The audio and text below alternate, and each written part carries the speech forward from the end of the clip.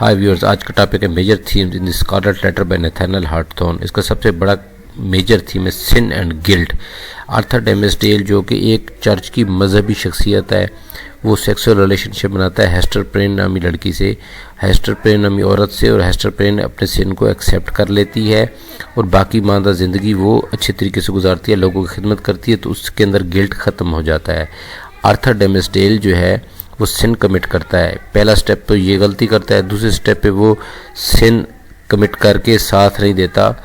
Hester Pirenne کا، وہ اکیلے سوسائٹی میں فیس کرتی ہے، اور اس طرح اس کے اب نیک انسان پارسا انسان بنا ہوا ہے، نیکی پہ لیکچر دیتا ہے، اور اندر جو ہے وہ اتنی جرت بھی نہیں ہے کہ وہ اپنے سن کو ایکسیپٹ کر سکے، اور ہیسٹر پرین اکیلی سب کچھ فیس کرے، تو آرتھر ڈیمسڈیل کے اندر گلٹ ہوتا ہے جو بالآخر اس کی موت کا سبب بنتا ہے۔ 7 سال یہ اپنے سن کو ایکسیپٹ نہیں کرتا، اور جب ایکسیپٹ کرتا ہے تو اس کو کوئی فائدہ نہیں ہوتا۔ جس طرح اس کا ایک اور میجر تھیم ہے public truth and personal truth. اندر کا سچ تو یہی ہوتا ہے کہ آرتھر ڈیمسڈیل مجرم ہے، لیکن وہ پبلکلی اپنے سن کو جو ہے ایکسیپٹ نہیں کرتا، جبکہ ہیسٹر پرین پبلکلی اپنے ٹروتھ کو سن کو ایکسیپٹ کر لیتی ہے۔ یہ پیورٹن سوسائٹی کی بھی ہمیں ایک پکچر دکھاتا ہے۔ ڈیمسڈیل جب ایکسیپٹ کرتا ہے تو اس وقت کوئی فائدہ نہیں ہوتا۔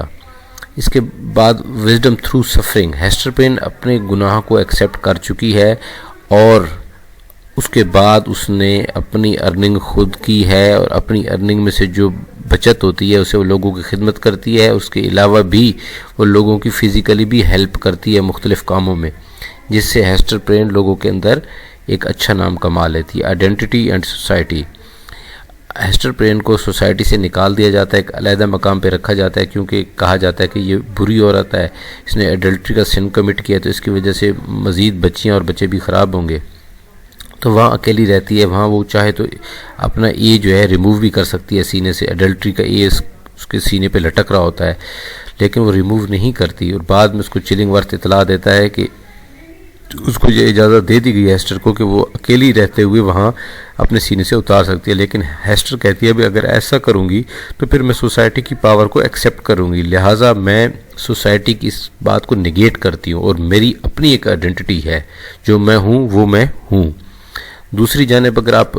ڈیمسڈیل کو دیکھیں تو وہ سوسائٹی سے ڈرا ہوا ہے، آرتھر ڈیمسڈیل جو کہ ایک فادر پادری یا بشپ جو بھی آپ اس کو کہہ لیں۔ چلنگ ورتھ جو ہے وہ بھی سوسائٹی کے اندر رہتے ہوئے اس نے ایک بات ایکسیپٹ کر لی ہے کہ اپنی بیوی کے جو میٹ ہے اس کا میں اس نے بدلہ لینا ہے، اور اس نے اپنی آئیڈینٹی بھی چھپائی ہوئی ہے۔ بظاہر تو وہ طبیب ہے جس کا کام لوگوں کے زخموں پہ مرہم رکھنا ہے، جبکہ وہ پراپرلی آرتھر ڈیمسڈیل کے زخموں پہ نمک چھڑکتا ہے، اسے ٹارچر کرتا ہے، جبکہ وہ اس کا طبیب ہوتا ہے۔ اس کے بعد ہم آتے ہیں ایویل نیچر پہ۔ اب ہیسٹر اور چلنگ ورتھ کو ایک دوسرے کے بالمقابل دیکھیں تو چلنگ ورتھ نے اپنی پوری لائف جو ہے اس مقصد میں گزار دیا کہ کسی طرح وہ اپنی بیوی کے اس مجرم کا پتہ لگا لے جس کے ساتھ اس کے سیکسول ریلیشن شپ تھے۔ اب ایویل نیچر ہے اس کی ہے، کہیں بھی کوئی اچھی بات اس کی زندگی میں سامنے نہیں آتی، بس انتقامی کارروائیاں اس کی زندگی میں سامنے آتی ہیں، جبکہ ہیسٹر نے سن کمٹ کیا ہے لیکن باقی زندگی اس نے اچھی گزار دی ہے۔ اور یہ بھی کہا جاتا ہے کہ چلنگ ورتھ کی جو بڑی عمر ہے جس کی وجہ سے انہوں نے شادی کی تھی ہیسٹر کے ساتھ، اور اس کا پھر وہاں نہ پہنچ پانا ہیسٹر کے جرم کمٹ کرنے کا سبب بنا ہے۔ Female independence,